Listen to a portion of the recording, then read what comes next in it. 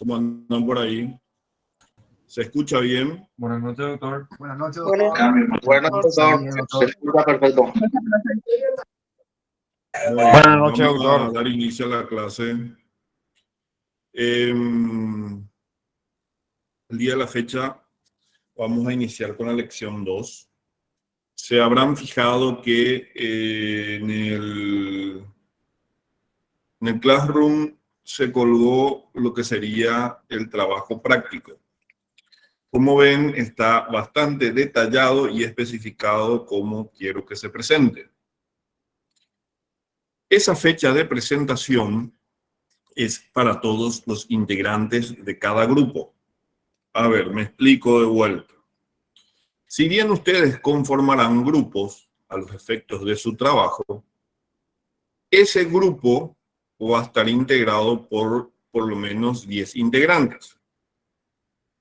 En el Classroom, los 10 integrantes del grupo deberán colgar, alzar, postear su trabajo práctico en la casilla destinada al efecto en el tema trabajo práctico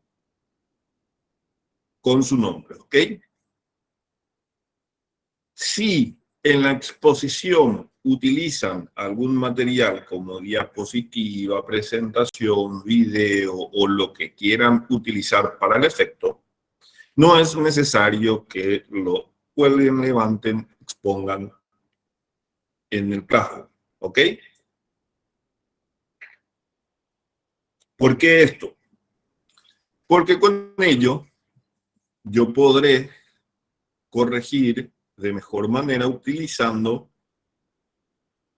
la planilla que el propio sistema me permite. Entonces, contrastando la planilla del Classroom con la planilla que la facultad me provea de los matriculados en esta cátedra, entonces podré realizar la planilla de notas al finalizar este semestre. ¿Está bien? Ok, para ustedes no es un esfuerzo de más o en demasía, y sin embargo ayuda muchísimo en la corrección. Para la exposición fijaremos un calendario con los delegados y a partir de ese calendario se presentarán 2 o 3 grupos por noche y no serán más de 2 o 3 integrantes del grupo los que estarán en la exposición o expondrán por el grupo. Ustedes decidirán que 2 o 3 compañeros sean los que realicen la presentación de su tema.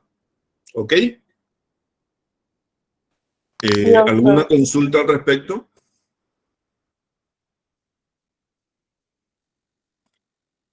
¿Algo que quieran saber, preguntar, que no les quedó claro?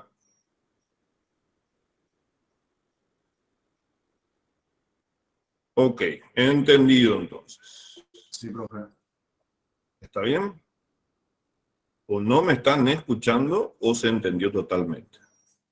Sí, te escuchamos, profe. Escuchamos, profesor. ¿Se entendió, profe? ¿Se Se entendió? entendió, profe. Ok. Acá atento a la jugada, doctor. Muy bien. Muy bien, muy bien. Ok, vamos a comenzar entonces la lección 2. La clase anterior habíamos cerrado con la guerra guaranítica, el Tratado de San Ildefonso, el Tratado de Permuta, la situación que se dio en ese periodo del tiempo con lo que posteriormente fue Brasil. Pudieron ver el video, pudieron ver la película. Espero que le haya clarificado lo que dimos en teórico a los efectos de poder tener una mayor comprensión de lo que estábamos hablando. Si es así, espero que haya sido de provecho. No fue una pérdida de tiempo. Bueno, sin más preámbulos, entonces vamos a tratar de presentar algo cortito para el día de hoy, porque yo hoy hace 17 años fui por primera vez padre, entonces tengo que ir a salutar a alguien muy especial y caro a mis afectos, ¿ok? Qué grande, profe. Entonces, por ese motivo, vamos a dar una presentación cortilla y iremos a un debate antes de entrar a algo un poco más heavy para la próxima clase, ¿ok?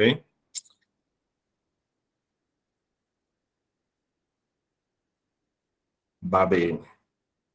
Va bene, ¿se ve? ¿Se entiende? Sí. Sí, se ve, profe. Sí, profe. Perfecto. Sí, profe. Sí, profe, se ve. Bueno, entramos en la lección 2, el tema 2.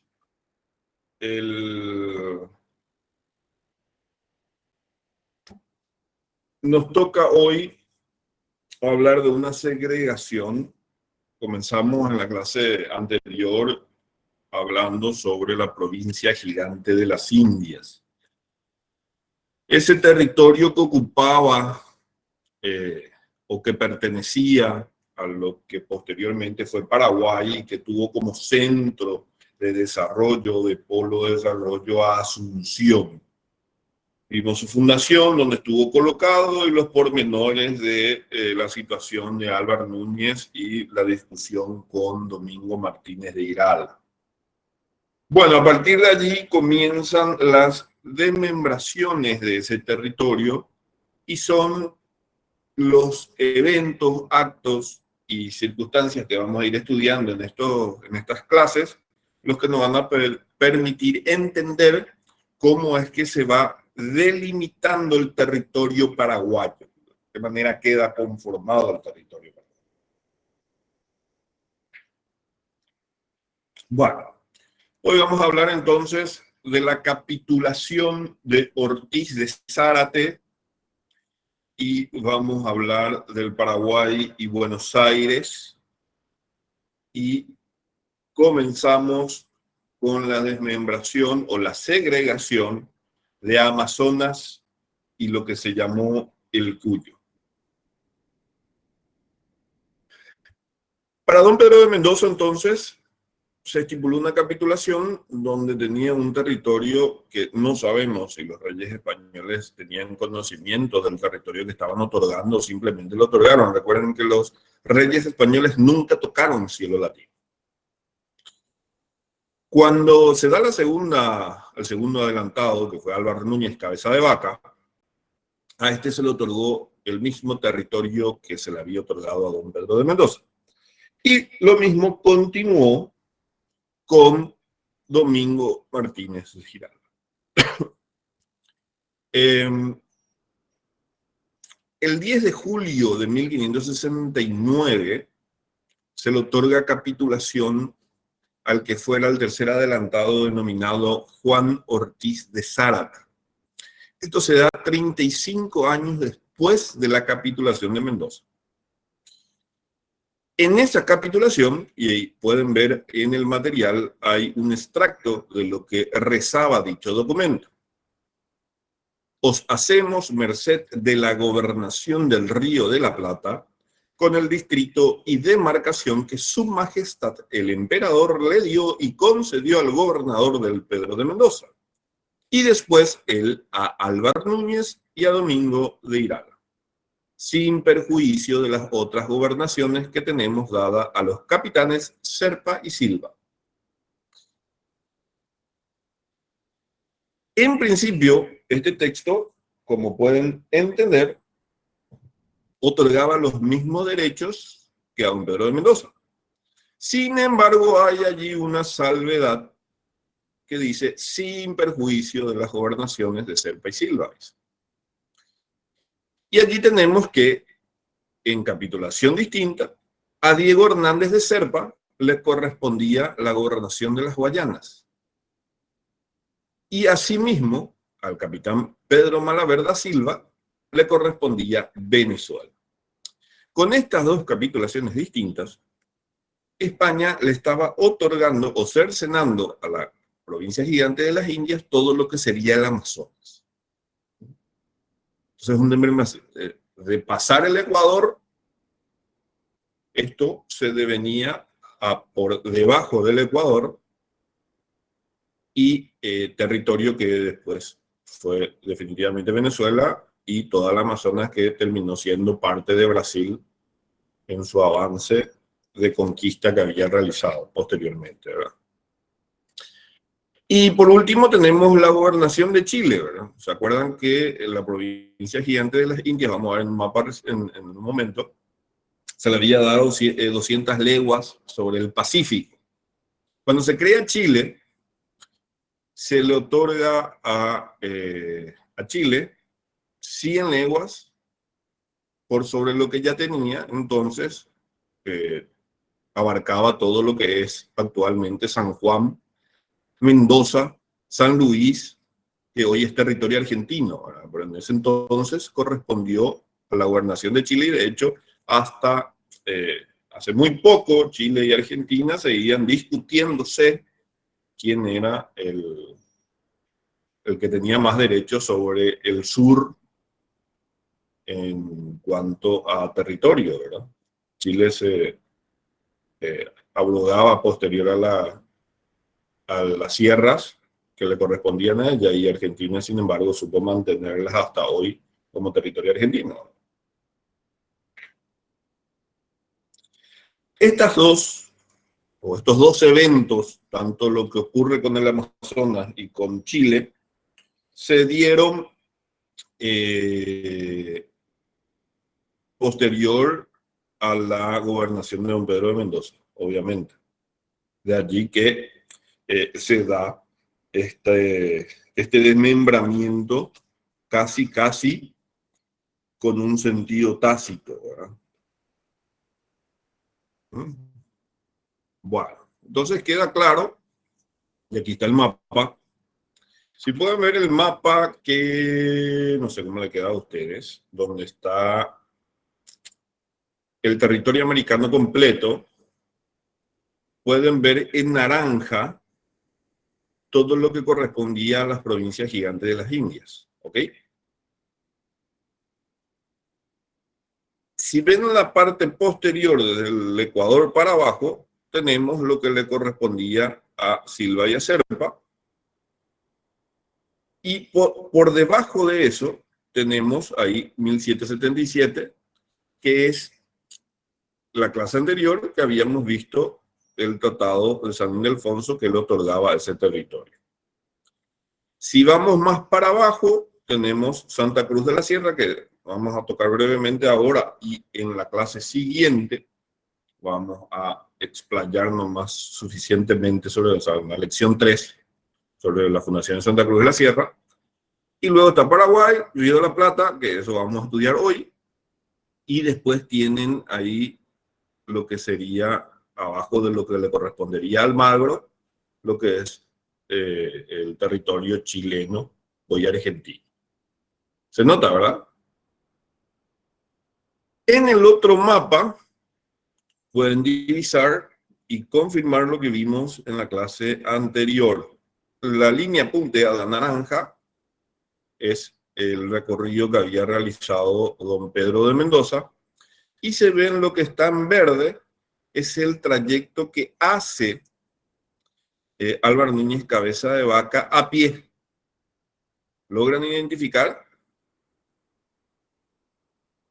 Fíjense bien en ese mapa, porque es significante para lo que vamos a ir estudiando. ¿Ok? La línea punteada verde que le corresponde a Álvaro Núñez Cabeza de Vaca, que fue el territorio o la forma en que había pasado anteriormente el caballero Alejo García. ¿Se acuerdan de Alejo, verdad? En la primera clase habíamos hablado de él y cómo había realizado ese trayecto, cómo quedó fijado ese camino. Entonces, esto es determinante para las acciones futuras que vamos a estudiar más adelante. Pasamos a este mapa. Entonces queda claro la primera, esta segregación del Amazonas y del Cuyo y cómo se da este evento. Ahora vamos a ocuparnos un poquito de Asunción y vamos a hablar de la creación de ciudades.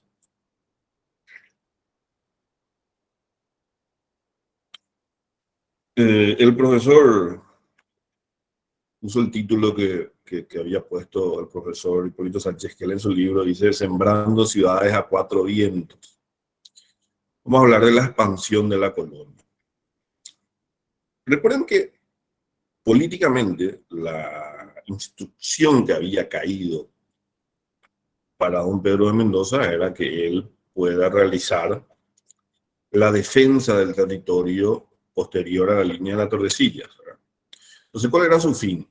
Crear, construir fuertes, ciudades, colonizar y desarrollar ciudades que permitan a España asegurar el territorio y que Portugal no realice este camino que había hecho Álvaro Núñez Cabeza de Vaca y llegase a la posibilidad de llegar a la línea del Perú. Y así es como se desarrollan varios eventos para su fundación.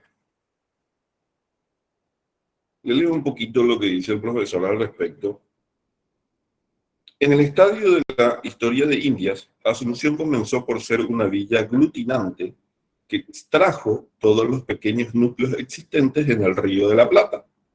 A los colonos que con Salazar la fundaron en 1537, agregáronse en 1539 lo que trajo Ruiz Galán de Corpus Christi en 1541, los que despoblaron Buenos Aires por orden de Irala, y en 1542 los que con Álvaro Núñez vinieron a través de las tupidas selvas del Brasil. Bien pronto, sin embargo, esa corriente centrípeta se convirtió en centrífuga, ya en tiempos de Irala. A partir de Irala, instalados en Asunción como ciudad y entendiendo que la búsqueda del Potosí ya fue ocupada desde el norte, entonces se sentaron en la idea de crecer la colonia. Y así nace la primera ciudad, que sería en 1554, en Ontiveros. Ontiveros se refunda 2 años después, en 1556, como ciudad real. Si colocan en Salto, pueden identificar en ese mapa dónde queda Salto del Guairá. De esa ciudad actual, de Salto del Guairá, tomen hacia el este, hacia el Océano Atlántico, y ven que es el camino más cercano al Atlántico. Pueden fijar eso en el mapa. Si pueden verlo, ven que es el trayecto más cercano al agua, al Atlántico. Bueno, La línea recta. en línea recta desde lo que sería Salto de Guairá al Atlántico. Si ven ese mapa, se dan cuenta que es la línea más cercana. ¿Ok? Tomando que la posibilidad de un desembarco en tierra podía ser por ese camino, es que se fundan estas ciudades. Primero Ontiveros, que luego se llamó Ciudad Real. Perdón, ahí está. Ciudad Real. Y a esto se suma, tomando ese mismo trayecto, 1570, Villarrica del Espíritu Santo, y también la ciudad de Santiago de Jerez en 1593. Estas 3 ciudades terminan siendo fundadas en esa línea, al este de lo que sería hoy Salto del Guairá, a fin de consolidar el territorio nacional. Ubican, bueno, sería muy interesante tener un mapa y poder mostrarles directamente, pero estamos haciendo el mejor esfuerzo. Bueno, siguiendo con nuestra línea, volveremos después a Villarrica y a Santiago de Jerez. Ahora continuamos con nuestra línea de tiempo. 1559 tenemos Nueva Asunción, y Nueva Asunción es fundada por un caballero que salió de Asunción. Este caballero se llamaba, ¿qué le digo? Que posteriormente fue el fundador también, el que se disputó Santa Cruz de la Sierra, denominado Nunfrio de Chávez. ¿Ok? Fue Nunfrio entonces quien remonta al Alto Paraguay, o sea, sube, vemos al mapita, sube el río Paraguay, ubíquense en Asunción ahora, sube el río Paraguay, ven ahí donde dice Candelaria, va un poquito más arriba de la Candelaria, llegando casi al naciente del río Paraguay, que son los esteros y el Mato Grosso, y de ahí se adentra hacia lo que serían las estribaciones andinas, hacia la cordillera, otra vez hacia el oeste, y allí hace la fundación de Nueva Asunción, y un poquito más hacia el centro de Sudamérica es que se hace la fundación de Santa Cruz de la Sierra, que pueden ver en el otro mapa que está al lado, que está bien demarcado el término Santa Cruz de la Sierra sobre Paraguay. ¿No? Entonces, este fue Nunfrio de Chávez quien ocupa esa zona. Tenemos Villarrica, como habíamos dicho. ¿Por qué se llama Villarrica? En la clase anterior, creo que uno de los compañeros había hablado sobre Villarrica, que fue Carlos, si mal no recuerdo. Cuando Villarrica lo llamaron ¿Profe? así, ¿sí? No, lo de Villarrica sí fue que yo le había comentado de que Villarrica hacia la zona de Mato Grosso se había fundado y fue migrando hasta llegar a donde está ahora. Sí, de hecho está a lo que se fundó, lo que sería a 60 leguas al este de Salto del Guaira, el que más cerca estaba de Saltos. O bajó luego hasta lo que sería la villa del Curuguatú, y de ahí luego pasa a donde está ubicado actualmente, en las estribaciones de la sierra del Guturuzú, ¿verdad? Monza zona también. Ese fue el derrotero de la ciudad andariega, le llamaban, de hecho, porque hizo el recorrido.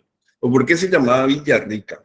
Ellos creían, si volvemos otra vez al mapa, si tienen la posibilidad de buscar, busquen Minas Gerais.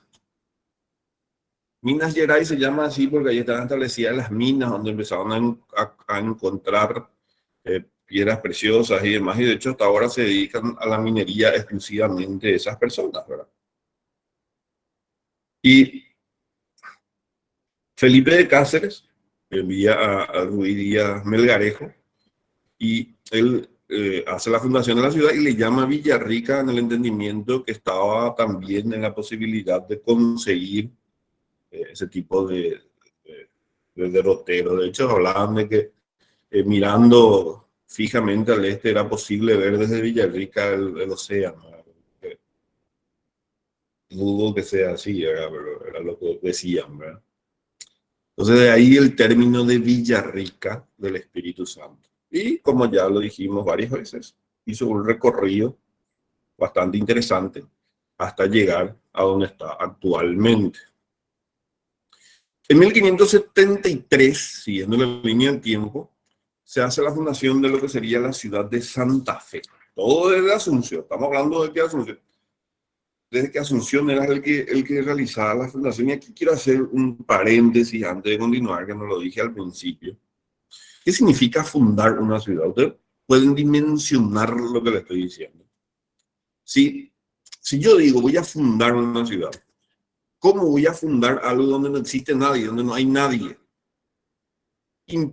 fundar una ciudad implicaba usar provistas de Asunción, personas de Asunción, familias de Asunción que iban y se instalaban allí, dejaban su derechera aquí, dejaban su porción de tierra aquí, dejaban su producción de aquí, e iban a ese lugar y se instalaban en ese lugar recóndito, nuevo, a comenzar de vuelta. Entonces implica desprenderse de un activo para darle a otro lugar la posibilidad de crecimiento. Eso significa fundar una ciudad en ese tiempo. ¿Ok? Entonces, por eso es significativo estudiar qué significa eso, porque de aquí nace el criollo, el mestizo, que luego va a ocupar estos lugares que estamos viviendo, ¿verdad? En 1585 ya vamos a hablar de la fundación de Concepción del Bermejo. Ubíquense en el Pilcomayo y de ahí vayan más para Tucumán y en forma paralelo a ese río está el río Bermejo. En 1585 se había fundado allí la famosa Villa de Concepción del Bermejo. Resulta que a Juan Ortiz de Zárate en su capitulación le habían ordenado fundar 3 ciudades en el Chaco, o sea, poblar el Chaco, a los efectos de tomar posesión en el Chaco. Lo intentó varias veces, pero los ataques de los indios eran bastante complicados de permitir establecer un fuerte en el territorio chaqueño. ¿Verdad? Bastante complicado, bastante difícil. Entonces, él no pudo instalar eso hasta que Juan de Garay ya ordena a Adames de Olavarrieta y lo hace subir por la costa del Pilcomayo y remonta al Pilcomayo con la dificultad que eso implica. Los que conocen la zona van a entender lo que les estoy diciendo. Y terminó fundando esto en 1585. Alonso de Vera y Aragón fue el fundador real de Concepción del Bermejo, a 30 leguas la desembocadura del afluente en el río Paraguay, 30 leguas para arriba de Asunción. ¿Dónde está la ruta Ñ más o menos? Sería el lugar. Fue un lugar estratégico de avanzada para poder tomar el Chaco y tratar de colonizar el Chaco. ¿Verdad?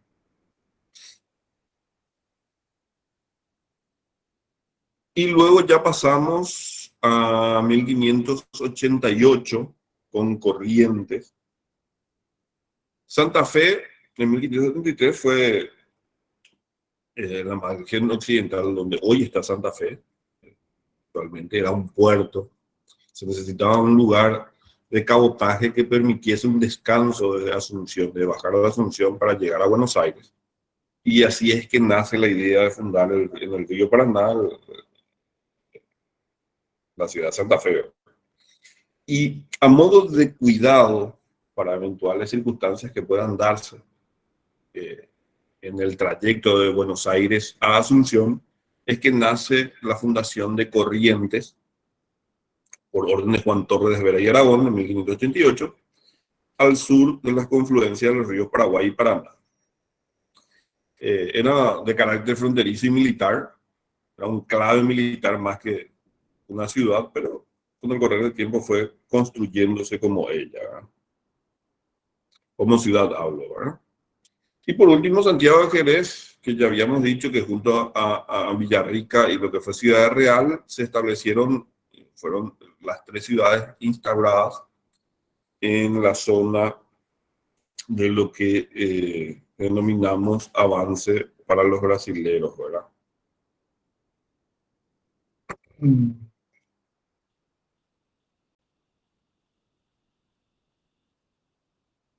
Nos queda una sola ciudad por discutir, y esa ciudad es la denominada Buenos Aires, la refundación de Buenos Aires. Esto se da, parten de Asunción el 9 de marzo de 1580, 56 nacidos aquí, 10 españoles, ganado, armas, semillas, herramientas. El propio Juan de Garay acompañó la misión, y la fundación se realiza el 11 de junio de 1580.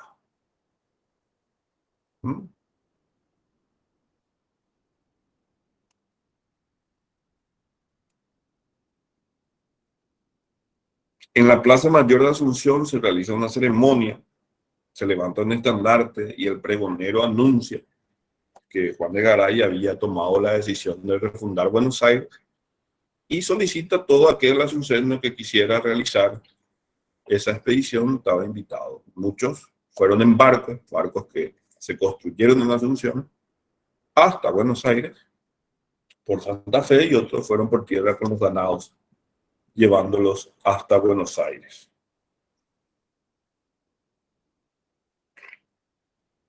Mil caballos, 500 vacas y otros ganados menudos que se restarían y arrearon por tierra hasta Santa Fe, y desde ese pueblo de Santa Fe hasta Buenos Aires.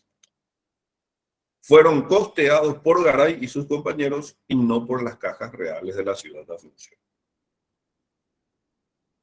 Bueno, el acta de fundación dice: hoy, sábado, día de nuestro Señor San Bernabé, 11 días del mes de junio del año del nacimiento de nuestro Redentor Jesucristo, de 1580 años, estando en este punto de Santa María de Buenos Aires, que es en la provincia del Río de la Plata, intitulada nuevamente la Nueva Vizcaya.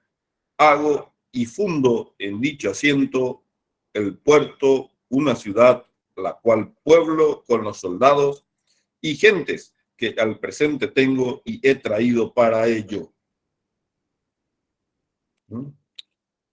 Entonces, los que poblaron Buenos Aires, los que fundaron Buenos Aires, fueron paraguayos. ¿Ok?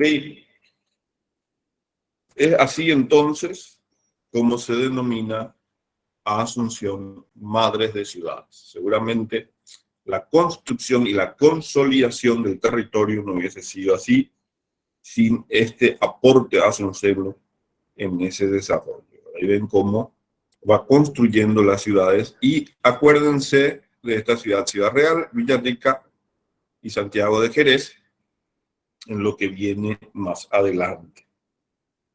¿Ok? Estupendo, profe. De Asunción partieron españoles y paraguayos a sembrar ciudades a los cuatro vientos.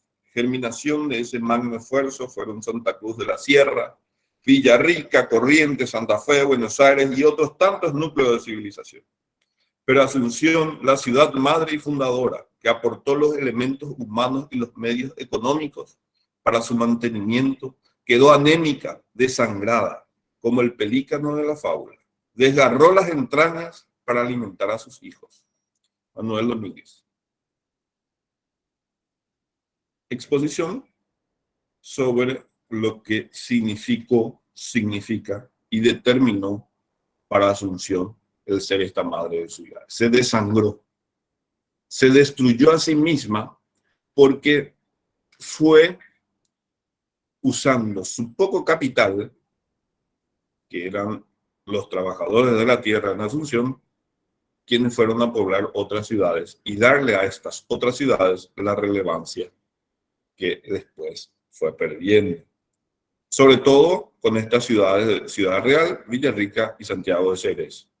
Villarrica no desaparece, es la única que permanece.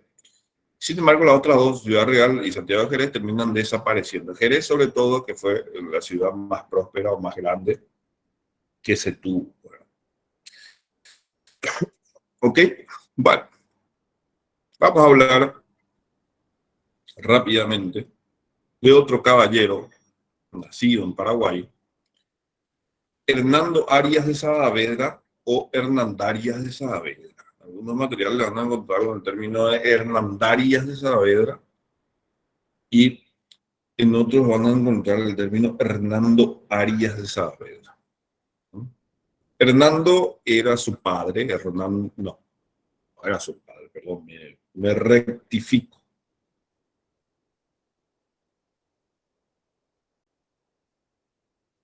Hernando de Trejo y doña María de Sanabria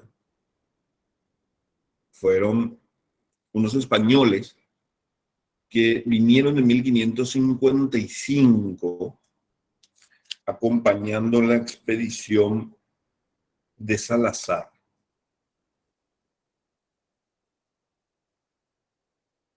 Los hermanos Goes y varios hidalgos españoles y portugueses venían también en ese grupo. Al poco de llegar aquí,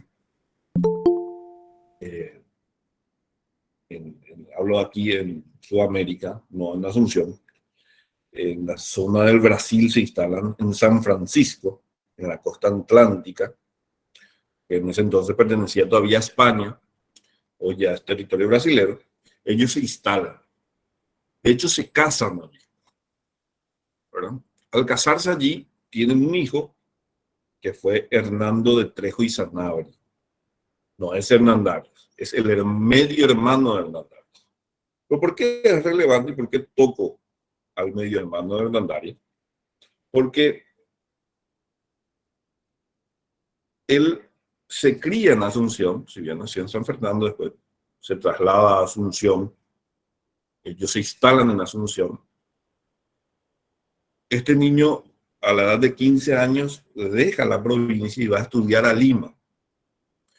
Era toda una ceremonia el hecho de que alguien vaya a ir a estudiar a Lima, porque imagínense el costo que significaba, aparte del trayecto, la travesía que era salir de Asunción por Río otra vez hasta Buenos Aires, de ahí subir y dar toda la vuelta, o bajar y dar toda la vuelta. Y por tierra peor. Entonces, era todo una travesía. Fue a estudiar a los 23 años, él se recibe en el Colegio Franciscano de Lima, doctor en Sagrada Teología. Empieza a realizar catequesis en Lima, luego en Tucumán, para convertir al cristianismo a los hijos de la tierra, ¿verdad?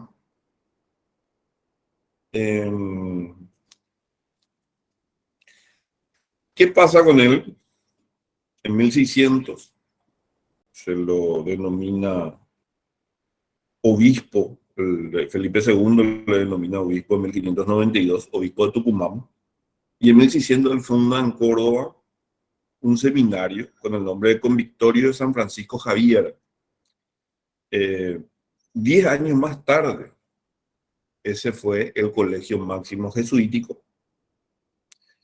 y en 1613 él dona toda su propiedad para que allí se establezca la universidad. Y él fue el precursor, hijo de Asunción, fue el precursor de la Universidad de Córdoba, donde posteriormente estudió Francia, por ejemplo, doctor Francia. Y la mayoría de los doctorados que a partir de ahora estudiaremos aquí, estudiaron en Córdoba.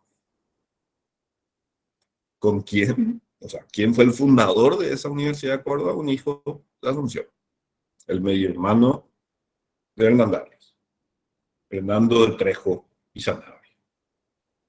¿Okay? Haciendo este paréntesis, tengo que contarles que fallece el papá de Hernando de Trejo y Sanabria, Hernando de Trejo, y doña María de Sanabria queda viuda, ¿verdad? Ella toma nuevamente nupcias con un capitán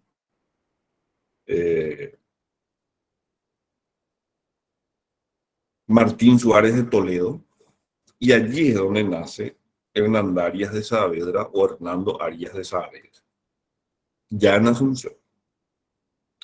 Y con él se dan unos eventos trascendentales en el desarrollo de la provincia.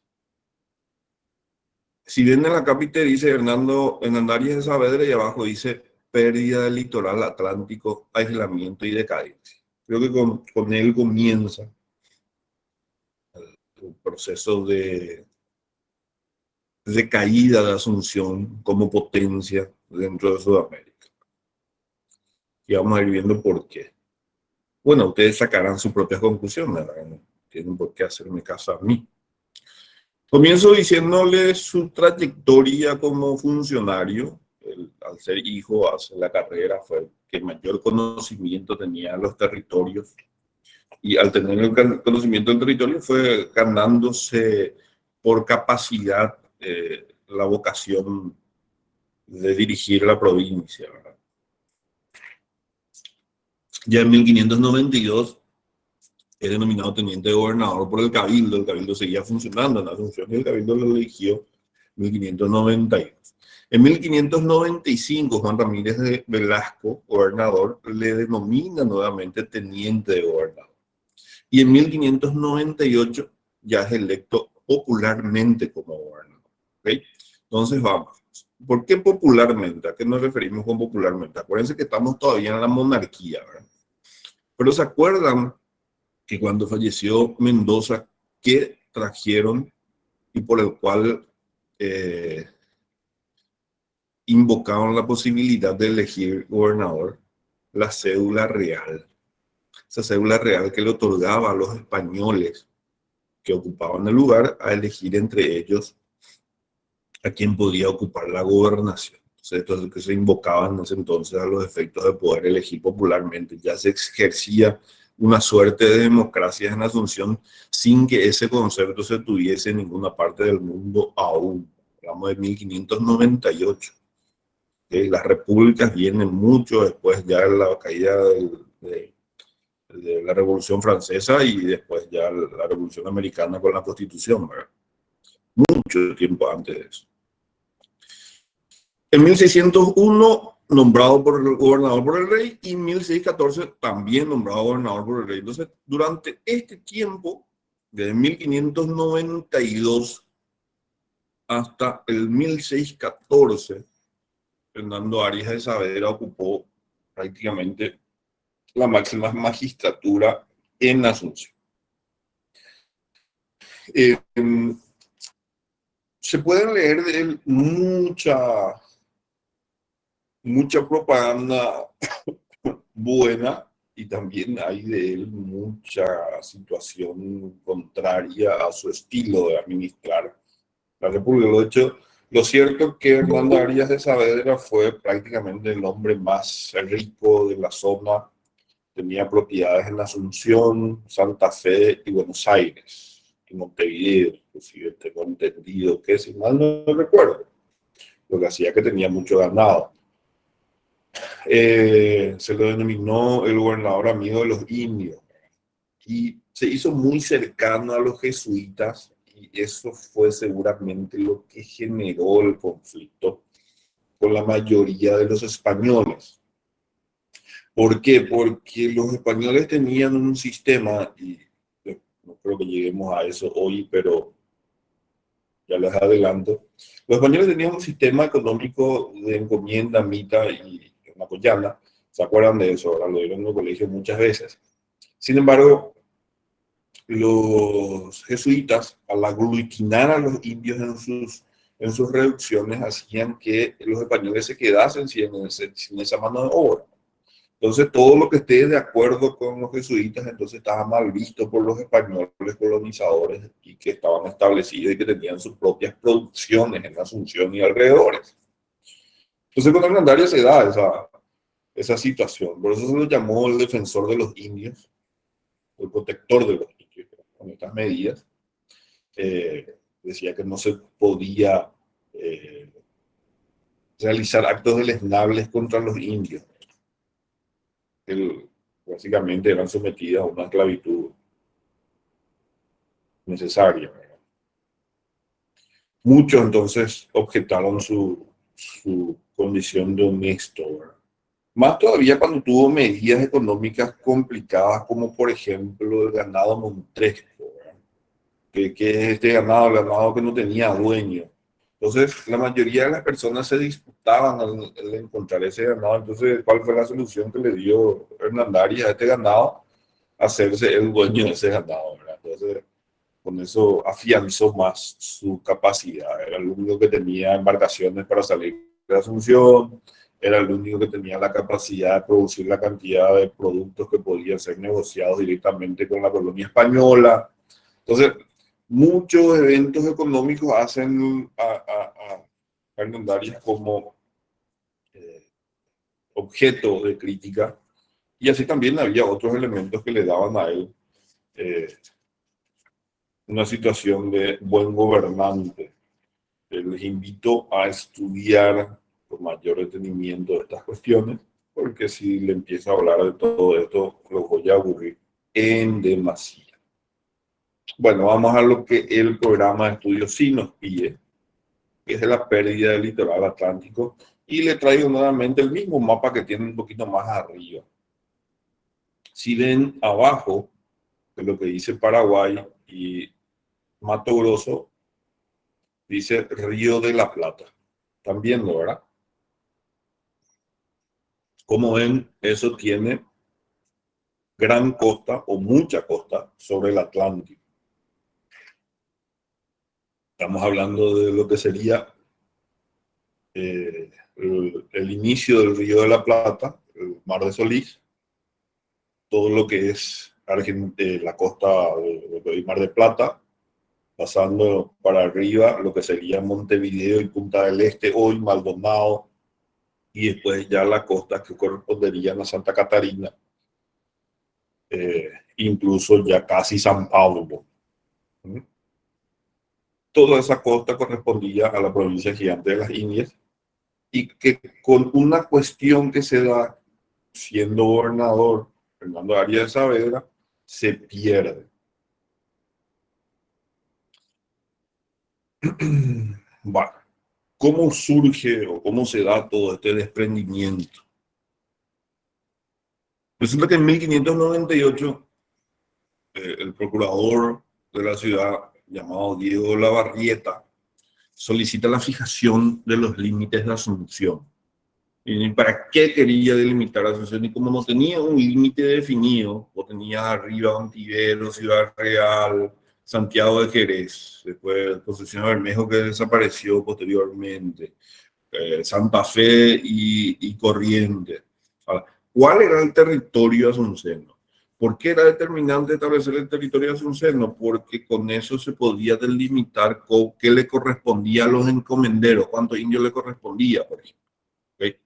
Entonces, a los efectos de ese tipo de decisiones administrativas es que se podría establecer eso. Además, a los nuevos fuertes que se fundaban necesitaban también de insumos, incluso cuando eran atacadas las ciudades, qué sé yo, Concepción, la ciudad de la villa de Curuguatú, por indios, entonces eran los contingentes de estas ciudades los que tenían que preparar la defensa. Como les expliqué en la clase anterior, no había un ejército regular que se encargase de hacer esa defensa, sino que eran los mismos ciudadanos los que llevaban adelante esa defensa. Entonces, para poder delimitar estas cuestiones es que se solicita la limitación de Asunción. ¿Con qué se encuentran al realizar este hecho?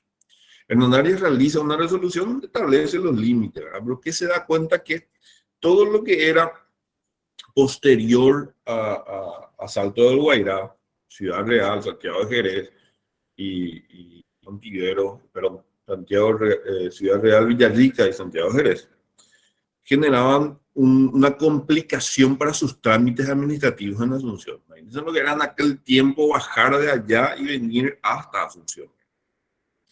Entonces propone Hernandarias en 1607, le escribe al rey y le habla de la situación. Y dice, mira, estas tres ciudades que están en este lugar tienen una incomunicación, o sea, están lejos de Lima, que era el virreinato, y están lejos de Asunción, que es la otra gobernación. Entonces, para ellos realizar trámites administrativos, incluso sacar su producto y demás, era toda una complicación, porque si iban al este, iban y chocaban con los bandeirantes, ¿verdad? Que también los acosaban incesablemente, ¿verdad? Entonces, en 1615, como no se tenía respuesta a esa propuesta de Hernandarias, que era básicamente que estas tres ciudades se independicen de Asunción y establezcan su propia gobernación, o sea, que se le nombre como gobernación a Santiago de Jerez y que ésta aglutine a Villarrica y a Ciudad Real, ¿verdad? Y en 1615 no se tenía respuestas aún de este informe. Al no tenerse esas respuestas, entonces se reitera el pedido. El procurador Manuel Frías, presenta su posición nuevamente y le pide nuevamente a la Corte Real, me refiero, que se expida y pueda establecer cuál sería el territorio más apto para ellos. El rey recibe este pedido y le devuelve al virrey, a la autoridad, a la máxima autoridad en Sudamérica, era el virrey. En ese entonces, el virrey del Perú era el marqués de Montesclaro. ¿Qué hace el marqués de Montesclaro? Recibe el pedido. Montesclaro seguramente no tenía ni idea de lo que pasaba acá, y mucho menos el rey que nunca pisó Sudamérica. Entonces el marqués de Montesclaro dice, bueno, tenemos por un lado Asunción, Villarrica, Santiago de Jerez y Ciudad Real, 4. Por otro lado tenemos Buenos Aires, Santa Fe, Corrientes y Tucumán, 4. Y le dice al rey, ¿por qué no dividí en 2? En 4 y 4. Hace una solución salomónica. Y devuelve el informe, sin considerar la real situación por la cual se establecía el pedido. Y el rey, lejos de escuchar la posición de la gobernación y lejos de hacerse cargo de esa situación, establece a Buenos Aires como nueva gobernación. Entonces Buenos Aires deja de depender administrativamente de Asunción, le denomina como gobernación a Buenos Aires y a su vez le mantiene a Asunción como gobernación, pero como sus ciudades a Santiago de Jerez, Ciudad Real y Villarrica. Y con este pequeño y sencillo acto administrativo, Asunción pierde toda la costa atlántica y la salida a la costa atlántica. Por este acto administrativo, Paraguay se convierte, Asunción y posteriormente Paraguay se convierte en un país sin costa marítima. Esto fue lo que nos llevó a nosotros a esta situación.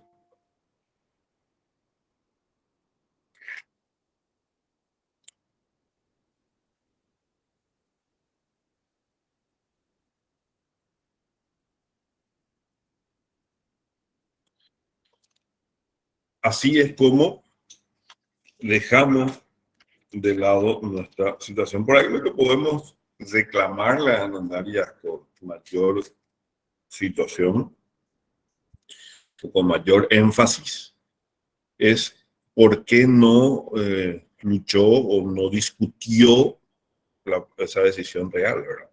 Y hacer realmente más posible ese territorio. Imagínate todo el territorio que perdimos.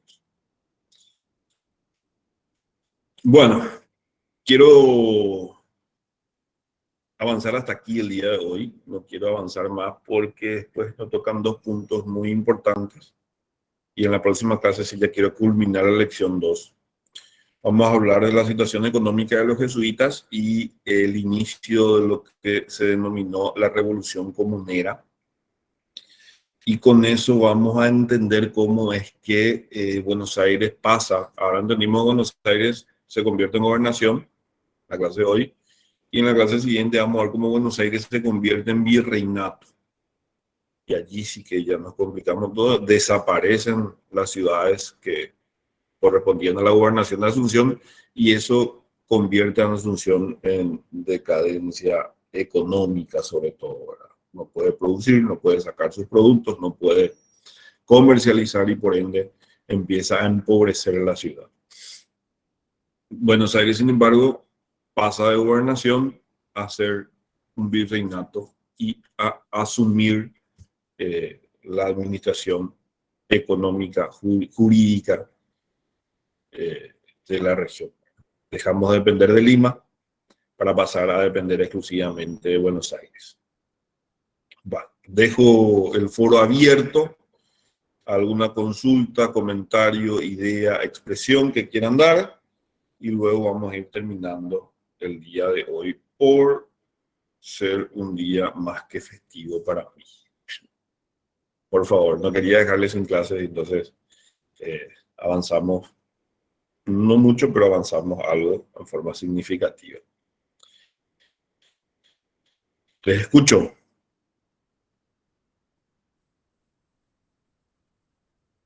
Profesor, Sí. entonces, no es que, o sea, cuando eso todavía no era Paraguay, para aclarar nomás. Sí, Asunción. No, Asunción, sí, pero no era Sí. Paraguay como tal. Sí, Asunción. Sí. Acuérdate entonces, que se mezcla el término de Paraguay o Paraguay. Vos si te vas al interior, hasta hoy nadie viene a Asunción, ¿verdad? Todos vienen a Paraguay. hasta Paraguay. Hasta Paraguay. Y de ahí es la mezcla de conceptos de Asunción y Paraguay, ¿verdad? Si hablas de Asunción, hablas de Paraguay en forma análoga, ¿verdad? Pero como república, como no era una república, estamos en la mitad, estamos en edad alta edad media ya, ¿no? Entonces, estamos en un proceso de construcción de Estado distinto.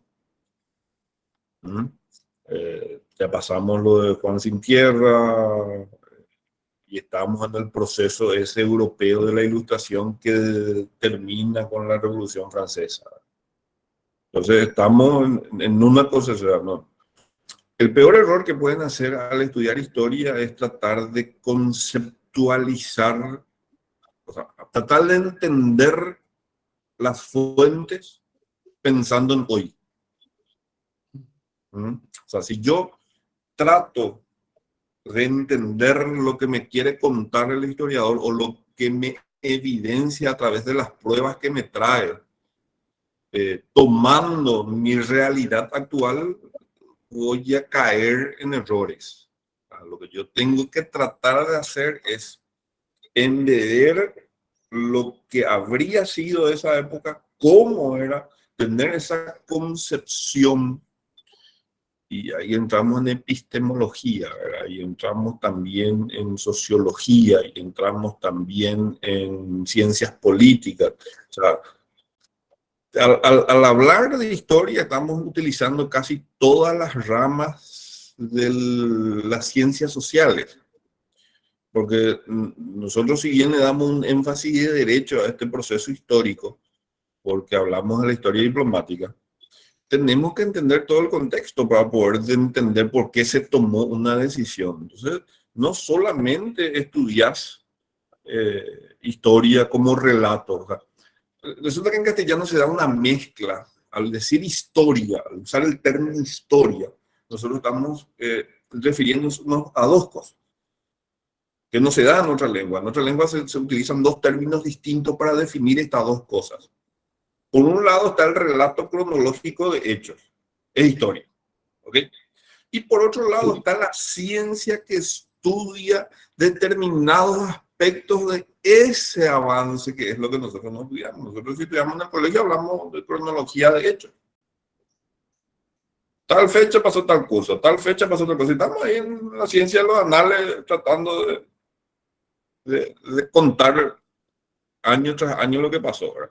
Pero estudiamos científicamente la historiografía que ocurrió. No, Contrastamos los eventos con arqueología, por ejemplo. no. ¿Cómo sabemos qué bala fue la que se usó para disparar lo que usaban los de la guerra de la Triple Alianza, los, los paraguayos, y lo que usaban las otras fuerzas? Y eso es arqueología, tener que sacar bala por bala y arqueología. Entonces, todas las ramas de las ciencias sociales son parte del proceso de consolidación de un conocimiento histórico. Y he hablado de proceso de consolidación. Hace poco, en la clase anterior, uno de los compañeros me había dicho, hubo un profesor en el colegio que me había dicho que lo de, ¿cómo era? De García es mentira. Y a lo mejor él tiene alguna fuente donde él dice, se dijo eso, pero tenés que probarla, ¿verdad? Y eso es un ejercicio historiográfico, eso es un proceso epistemológico. Vos tenés que construir científicamente y consolidar esa posición para poder sacar eh, un, eh, una verdad. Y esa es la ciencia, contrastar. ¿Cómo sabemos que el agua hierve a 100 grados centígrados? Porque yo pongo en el agua en el fuego y llega a 100 grados, hierve. Basta que una vez no hierva para poder romper esa concepción. Y ese es el proceso de ciencia. Y nosotros hacemos ciencia. Ciencia social, pero ciencia al fin. Sí. Entre paréntesis nomás, los aliados usaban el cañón estriado ya en sus... en Sí, sus nosotros... y nosotros el liso también.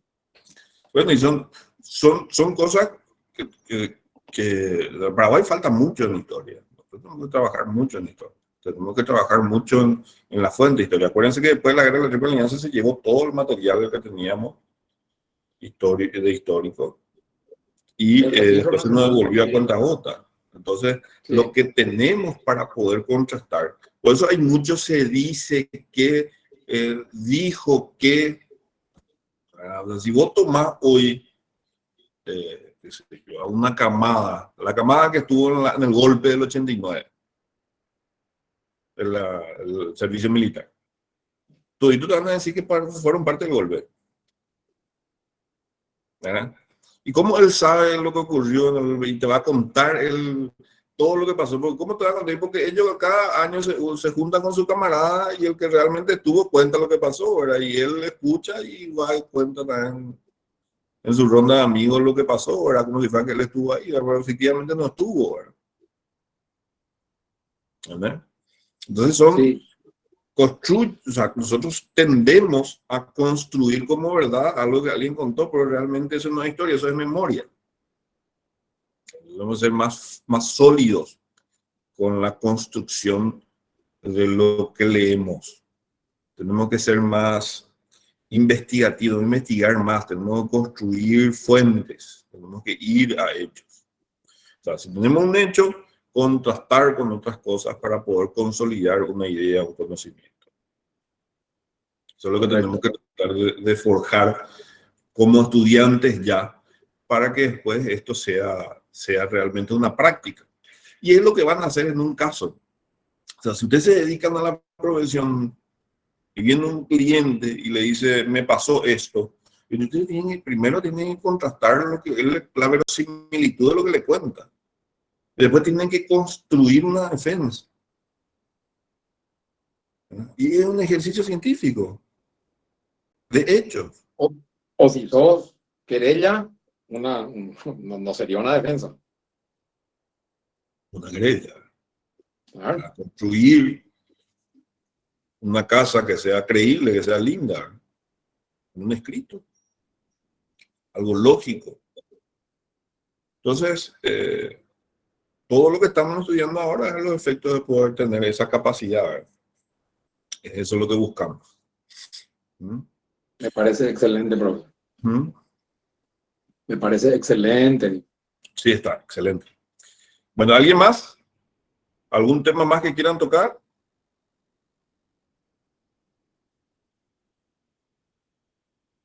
Bueno, podemos ir declarando Sí, adelante, Edwigis.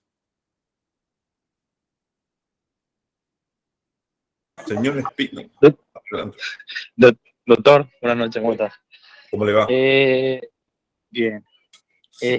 Doctor, Sí, al respecto de trabajo práctico nada más, quería tener más conocimiento. ¿Cómo dígame. sería específicamente? Espera que me voy Eh, al Classroom.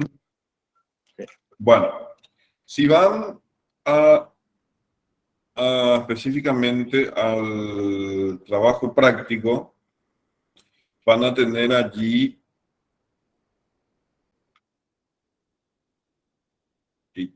bueno, dice trabajo práctico y dice consiste en la conformación de grupos y luego le va hablando. Se compone de dos partes. La primera parte es el desarrollo de una monografía que debe de tener no más de 15 páginas sin los anexos. El total de lo que se va a computar son 10 puntos. ¿Ok? ¿Cómo se va a desglosar los 10 puntos? Portada, índice e introducción de esa monografía, 1 punto. Desarrollo, 5 puntos. Conclusión, con el parecer particular de cada integrante en el tema desarrollado. O sea, su monografía tiene que tener conclusión, Edwigis, Carlos y Nelly son 3 integrantes del grupo. La conclusión de Edwigis, la conclusión de Nelly y la conclusión de Carlos. ¿Entiende? Y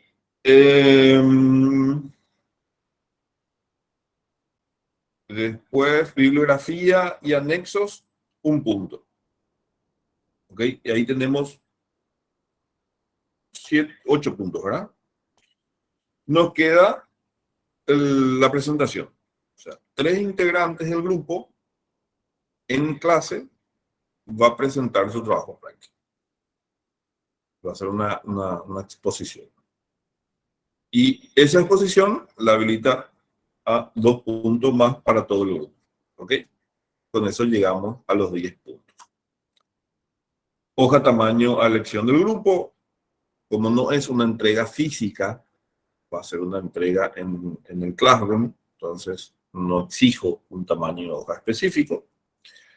Pero sí para leer, títulos tamaño 14, subtítulos y desarrollo en 12, interlineado sencillo. ¿Okay? Para tratar de una lectura más amena. Se presenta en plataforma, en PDF, cumpliendo con los puntos 1, 2, 3. Si no pueden convertir a PDF, o sea, digo PDF para que no me digan después me cambiaron. Yo presenté igual al de mi compañero, pero yo no presenté ese, era lo otro, entonces por eso pido en PDF, pero si no pueden convertir a PDF, que tiene su complejidad, a mí me cuesta un montón hacerlo, bueno, me lo presentan en Word igual. Yo no voy a cambiar nada y el único que va a analizar sus temas soy yo. Y cada integrante levanta. Entonces, cada grupo va a resolver con los delegados cómo se van a distribuir los temas. ¿Okay? Hay 27 temas que están también públicos en el Classroom. ¿Okay? Así sería. Y no se olviden de hacer las tareas y demás que le levantan. Claro que ven que no tienen fecha eso y sí les sirve para poder ir afianzando conocimiento con relación a lo que vamos dando clase a clase. ¿Okay? Profe, entonces los grupos de trabajo sería entonces por tres integrantes nomás o 10 integrantes y No, después 10, a ver, te repito. El grupo puede estar conformado por 10 integrantes. ¿Ok? Ok. La exposición acá en nuestra sala virtual, que es nuestra clase virtual, va a estar expuesta, desarrollada o presentada por 3 integrantes de los 10 que conforman el grupo. Ustedes entre los 10 van a elegir a 3 que hagan la presentación. ¿Por qué no los 10? Porque los temas no son tan extensos y si toman 10 a exponer, vamos a estar acá de 6 de la tarde a las 6 de la mañana del otro día. Entonces, si exponen 2 grupos, van a ser 20 expositores. Por eso, hasta 3 integrantes de esos 10 para exponer. Entonces, no nos lleva un tiempo considerable. Entonces, calculamos de 15 a 25 minutos por grupo. Entonces, podemos escuchar sin cansarnos, sin llegar a una situación complicada, y también tener la posibilidad del debate, de poder conversar entre nosotros sobre los puntos que se han expuesto por ustedes o investigado por ustedes, ¿ok?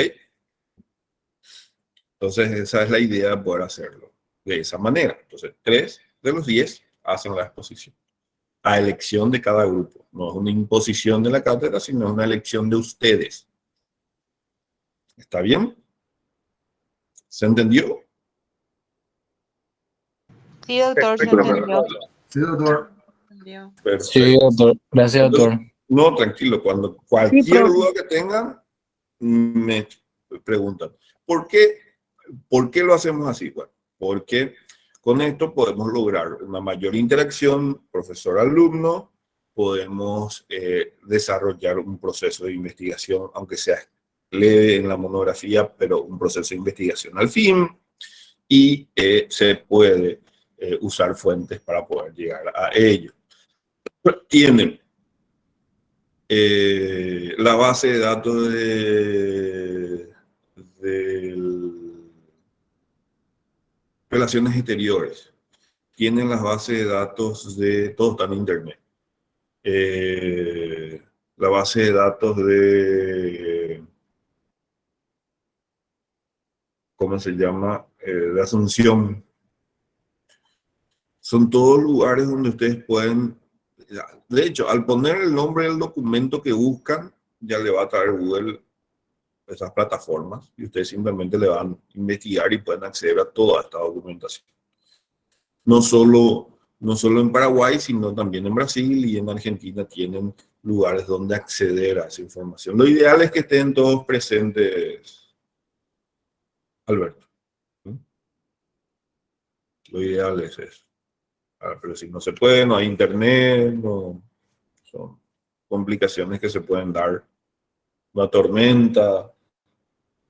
Estamos cerca de noviembre. En noviembre solemos tener nuestras tormentillas que hacen que se complique la conexión.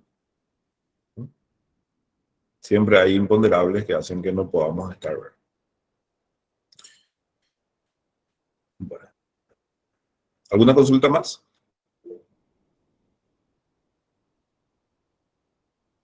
Bueno, siendo así, le agradezco la atención, pero haber afianzado alguna duda con relación a nuestra materia y nuestro tema, y que los impulse a seguir investigando. Muchas gracias, buenas noches, buen fin de semana para todos. Hasta el próximo viernes, ¿sí? Gracias, profesor. Buen fin de semana. Buen fin de semana. Gracias, profe, excelente. Gracias, profe. Hasta luego.